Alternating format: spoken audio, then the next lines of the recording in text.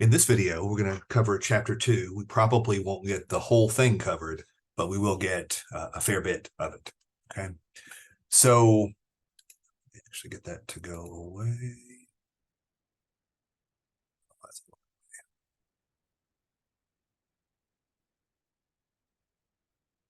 Yeah, it's going back. Okay. So I've gone ahead and logged into Ludwig. There are other videos, and we talked about in class on how to do that. So I'm making the assumption. You see, I'm in my home directory, which is home / my username, def3qu. And further, I'm in the CSC 1180 directory. Okay. So the first thing we're going to look at here, it's going to be kind of an overview of things we're going to be covering. And it's going to be a sample program. This is sample 2.1 that's in the textbook. Okay. On page 29, it looks like, if your version is the same as mine. Okay. So I'm starting using Emacs. I'm going to call this example 2_1.cpp. Okay. And then again, typically I'm going to have here my comment block.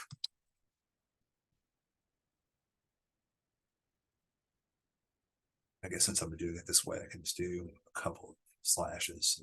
Just do the comment block, the normal stuff. I'm not going to bother with that, but that should be your name, what the program is supposed to do, things like that. Okay. So the real work starts in our include IO stream.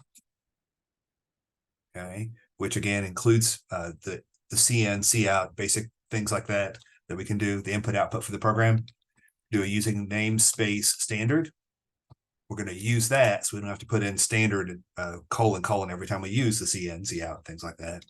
And then we always, on any program that's going to be executed, which this one is, we're going to have our int main. Okay. We're going to end with a return 0. I go ahead and put it in early just so I won't forget.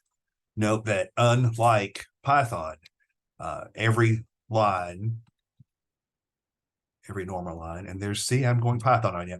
Every line ends with a semicolon, okay? And for structures, we don't have the colon I just put there. Instead, we have the opening brackets and the ending brackets, okay? If you ever find that your spacing looks a little funny, like mine does, you can, that's weird, it usually tabs that over. Not sure what it's doing. Okay, I guess it's happy enough with it. Okay. So that may mean I've got something odd going on, but maybe not. Okay, so what we're going to do, we're going to start off. Again, this is a preview of what we're going to be talking about. We're going to create some variables. Okay, so we'll talk about the types of variables later, but one type we use a lot is called a double. Okay, so a double is a double precision. It allows decimal points. Okay, and I didn't say, but what this program does is that it's going to, given the length and the width of a rectangle, it's going to compute and output the parameter and the area of the rectangle. We talked about this example before. Okay, so we're going to have length as our first variable. So again, in C++, I have to declare a variable before I can use it. I have to declare it as a type. It can't change types like it can in Python. Okay, I'm going to have another double for width. I'm going to go ahead and create another double for the area. And one final double for the perimeter. Okay. So this section we can call, we're going to set up our variables. Talking about the scaffolding that I like to do for the programs. Okay. The next thing we're going to do, we're going to do a cout to give the user some idea as to what we're doing here. Okay. This is going to be a program to compute perimeter and area for rectangle. And you can and should do more stuff than that, but this gives the idea. Okay, and then my endl to give us a new line. Okay, then I'm going to set the values for the variables. In a real program, we would probably actually have the user input this, but we're not there yet. Okay, so I'm going to say the length. Once I've set it up here as a double, I can go ahead and give it a value here. And since it needs a decimal point, I'm going to say 6.0. Okay. This is a regular line, so it needs a semicolon at the end. Okay. I'm going to have a width is equal to 4.0 semicolon. Okay. Then I'm going to be able to calculate the perimeter be equal to, we're going to do some math now, 2, just like in Python, we're using the asterisk for multiplication. So 2 times parentheses, the length plus the width. Okay. The order of operators works the same way, operator precedence, and that it does it does parentheses first, then exponentiation, then multiplication, division, finally addition, subtraction. Okay, so this is going to do the length plus the width first, which is what we want because that's in parentheses, and then multiply by 2. Okay, and then I'm going to set the area be equal to the length times the width. Okay, so this sets the value for the variables and does calculations. Sorry, that's in red. Probably a way to change that, but I don't know right off the top of my head how to do that. Okay. And notice that when I hit enter, I didn't do the semicolon, so it didn't put the cursor where I thought it was going to. Okay, so I need to go back. And if I do that, it takes me back and doesn't indent. So that's kind of a visual clue that something's wrong. Okay. I'm now going to output. So let's do another section scaffold here. Going to output results. Okay. So I'm going to do C out. Again, the C out, it's the less than, the arrows point to the output. The output's the screen in this case. Okay, so I'm going to say length equals, I have to put a space in there because unlike Python, it won't for me. Length, and then indel. Okay. And I will then do that again for the width, the perimeter, and the area. So it's going to be some similar stuff. So I'm going to go ahead and cut and paste this line. And I don't think I said that in my previous video about Emacs, but a Control A takes me to the beginning of the line. A Control K is a cut, or in Emacs terms, it's a kill. And then a Control Y is like a paste, or in Emacs terms, it's a yank. So we kill and yank. So I can do a Control A, Control Y, Control A, Control Y to give myself 4 copies of this. Okay. So then I can see out the width. It's going to be equal to the width.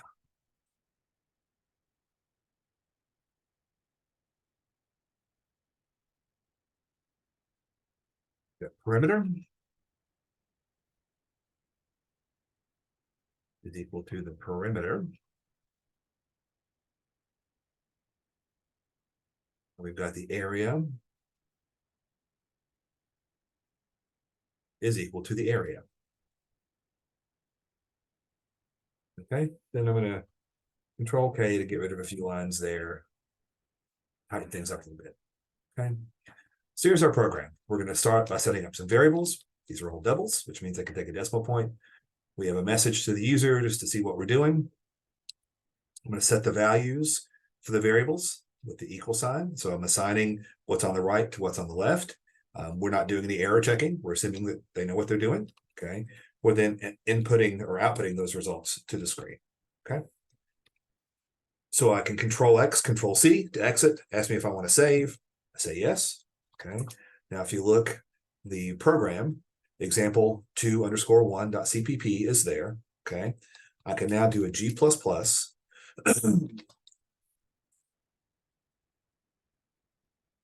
I want to do a -O and say example2_1.exe for my executable, and the program example2_1.cpp. Okay. Assuming I've made no errors, and looks like I didn't, at least no syntax errors, it's now created for me. When you do an LL, it shows that there is, here in green, an executable file as well. Okay, right there. Okay. So to run it, I can do a ./example2.exe. The ./ is to put it in the path. And there we go. So we have the length 6, width is 4. The perimeter should be the 6 plus the 4, which is 10 times 2, 20, which it is. And the area should be 6 times 4, which is 24. So we're correct. Okay. So we've been able to create a basic program. Okay. So all of those parts should make more or less sense to you. And again, they're similar to what you would do in Python, okay, as far as the basic math things go, okay?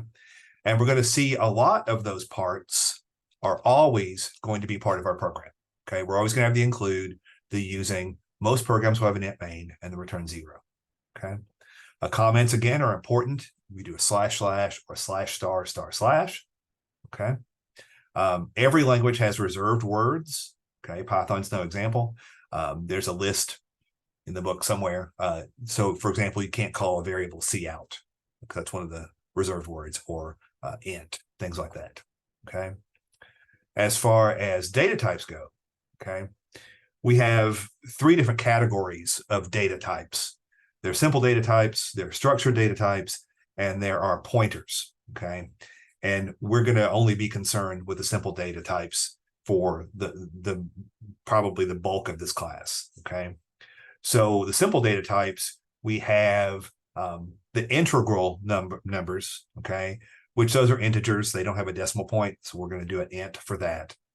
We have floating point numbers, which allows numbers that have a decimal point, okay? So the integral types in Python, there's a bunch. It lists them on page 38. We have the char, which holds a single character. We have a short, an int, which is what we normally use. A short is just a smaller integer, takes up less memory. And then on the other side, we have a long, we have a bool, BOOL, which does the true or false. We have unsigned versions of those. The unsigned give you a bigger numeric range because they don't allow any negative numbers. The int has both negative and positive numbers, okay? Then finally, there's a long, which is the biggest that we can store. So the int data type, for example, typically is going to allow values between some big number. See, what is that? 21 million, billion? I don't know, something. Anyway, it's in the book. You're probably not going to run out of int in most of what we do. But if so, you've got a long and you've got the long, which allow more. Okay. So the size has to do with the amount of space that C++ is going to take for that. So for the int on most systems, it's going to take 4 bytes, okay, where a bool only takes 1 byte, a char only takes 1 byte, okay? So we saw examples of how we're going to declare here. We're declaring a double here, okay? There's no initial value to it, okay? On the floating point types, doubles what we typically use. There are some others there, okay? There's a float as well. I think the double, let's see, the float has any decimal number between negative 3.4 times 10 to the 38th and 3.4 times positive 3.4 times 10 to the 38th, okay? So 4 bytes for a float, double precision, have 8 bytes, and they go up to 10 to the 308th. So again, much bigger, okay? So that could depend a little bit on the system that you're on, but you're probably not going to run out of any room there, okay? So as far as once we have created our variable, we can use the assignment operator, which is 1 equal sign, okay? And just like in Python, this doesn't mean equals. I will say it, and I shouldn't. This line here should be read. We're assigning the value of 6.0 to length, or length is assigned 6.0, okay? Equals just gets us into trouble, okay? So again, the arithmetic operations are what we expect, in that we have the slash for division, okay? We have the plus, we have the minus, and we have the star, okay? So that's basically how that's going to work, okay? Note that division, if you have any of the integral types, or any of the ints, things like that, is going to truncate any fractional part. If you want to capture that, then you'll have to convert it to a double or a float, okay? We also have the percent sign for the modulo operator, okay? Or modulus operator, or the mod, or the remainder, okay? and that's only used with integral types, only with ints. Okay, again, pretty much like Python for the most part. Okay, so the book has some other kinds of things, other details if you're curious. But as far as the precedence of the operators, order of precedence, it is like always PEMDAS, okay, which stands for parentheses, exponentiation, multiplication, division, addition, subtraction. Okay, that's how that works. Okay, all things being equal, you'll go left to right. It works just like math does. Okay, so nothing particularly weird there. Okay, we can create math expressions whenever you want. I mean, just you can go through and like we've done there, we've got the length, that's a math expression. Actually, this is a math expression where we're doing some actual math here, doing some multiplication, some addition, all that stuff. Nothing particularly strange about that. Okay.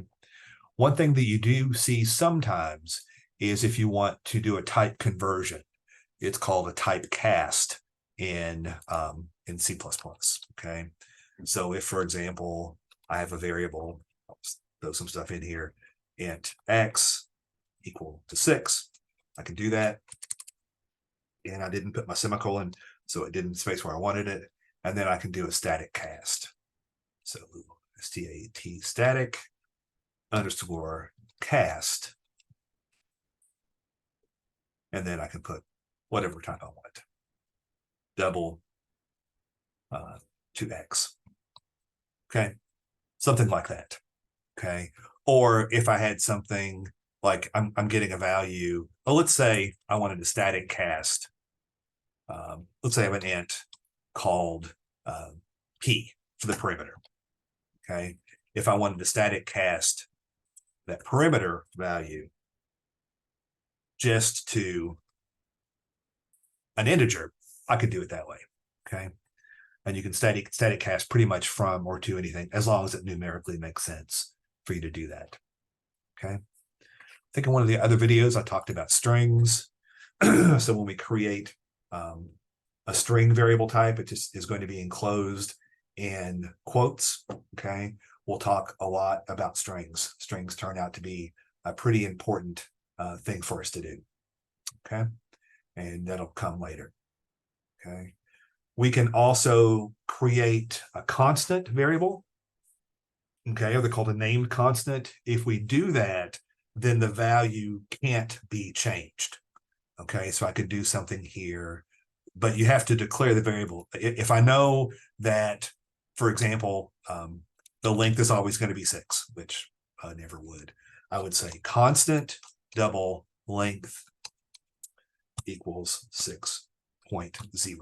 Okay. If you do that, it can never change. Okay. So that's something to hide away in your brain for later when you need it to come back and get it. Okay. So the reason we use constants, if you have something that's not going to change.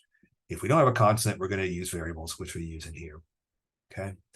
We've set our variables to different values. You can reset those as many times as you want, unless it's a constant. You can change the value of the variable itself. If for some reason I wanted to say something like length is equal to length times 2, perfectly okay. Okay, doesn't make any sense in this program, but you can do whatever you want. You can reassign variables unless they're constants.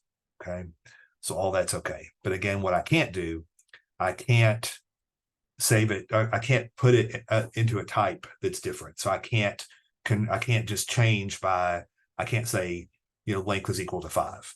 Okay, that would cause an error. Most likely, we'll have to see. That's it kind of depends on the computer. I forget which one this one does, but it shouldn't allow you to do that because it doesn't have a decimal point. I couldn't say int x is equal to 2.1. That would not work. Okay. Again, you have to declare your variables before you use them. It makes the most sense to declare them up at the top, usually. That way you can kind of keep track of them, they're there. So if I'm doing a program, I will go back and add to that setup variable section when I need to. Okay. We also have the ability to input information, okay, from the user. So let's take a look at a program that does this. This is example 217 in the book. Okay. So I want to say no, I don't want to save. And if you say no, it's going to say, do you really want to exit? You have to type in the word yes. So let's do an Emacs on, type in Emacs correctly. Example 2_17.cpp. Okay. So on this one, as always, we have our comment block, which I'm not going to bother with in the sake of time. Okay. We always have our preprocessor directive to include IOStream. We're always going to have our using namespace standard. We have our int main. We have our return 0. And that's it. Okay. On this one, again, we're going to start by, we're going to declare our variables. Okay. In this case, we're going to have an integer called feet and an integer called inches. Okay. Then we're going to ask the user. Okay. So we're going to have a cout and enter two integers separated by one or more spaces. Okay. In this case, we don't want there, we do want a space there. We don't want there to be an in L because we want to keep it on the same line. Okay. So then we're going to do a cin, so out and in. This is the standard input is the keyboard. Okay. And we're going to now turn the arrows the other way. And we're going to send it to the variable we want. So in this case, we should have two numbers. Okay, separated by a space. Okay. These are stream operators in C++, which means there's a stream of input, stream of output. So when the user types in, let's say 1 and 2, okay, then those two things are in the input string. The cin will take the first one, assign it to the first variable, the second one, assign it to the second variable. Okay, so I can do a cin here, feet, the first thing they type in, and the next thing inches. Okay. I can then cout my end line, give us a new line to work with. Okay. Once I have this, and this should have been labeled, I'm going to ask the user for input. And then here at the end, we can output the results. Okay. So down here, we're going to say cout feet equals. So that I put that string onto the stream, and then I put in feet, and then my end line, and then I can cout the same thing, inches, space, down. Okay. So check this out, Control X, Control C, Y for yes. Okay. And then I can G++. I want example 2_17. I wanted that as a -0. So my output is going to be example 2_17.exe. And I want example 2_17.cpp is my input source code. Okay. Gave me no errors. Can do a // example 2_17.exe. Enter two integers separated by one or more spaces. Let's say we're going to do 4 feet 2 inches. 4 feet 2 inches. Okay. So we've got it. Okay. So I think this is a decent time to stop this video. I don't want the videos to get too long. Okay. So there should be a second part of this video, which will go through the rest of the information in chapter 2.